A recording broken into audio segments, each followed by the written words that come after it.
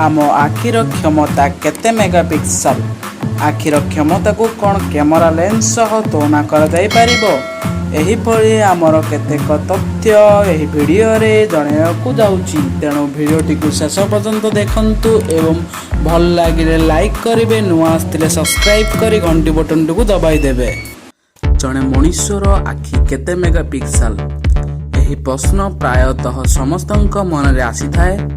तेबे एहाकु नहीं वैज्ञानिक भिन्न भिन्न मत रही।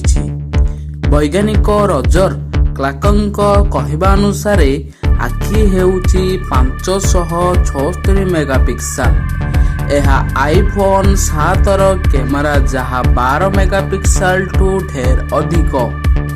तेबे कौन प्रकृत आखि कैमेरा भली ना नहीं ताहा एही वितर्करे विषय वस्तु।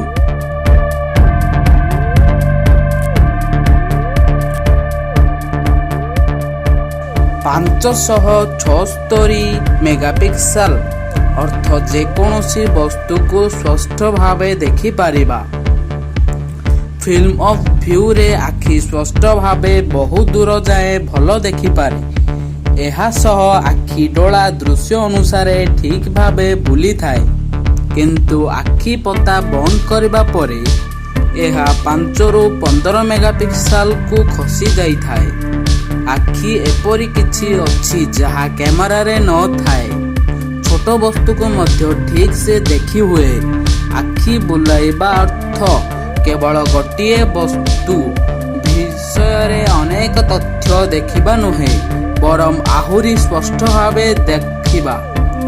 आउ किछि वैज्ञानिकଙ୍କ अनुसारे आखि रिजोल्यूशन बाबदरे पचारिबा एक भूल प्रश्न, कारण आखि कैमरा नुहे जे कौनसी दृश्य को सेव करी रखिबो। यह आम परिवेशर विभिन्न तथ्य संग्रह करी मस्तिष्क को पठाई थाए, फलरे यह स्पष्ट दृश्य देखिबा को मिले।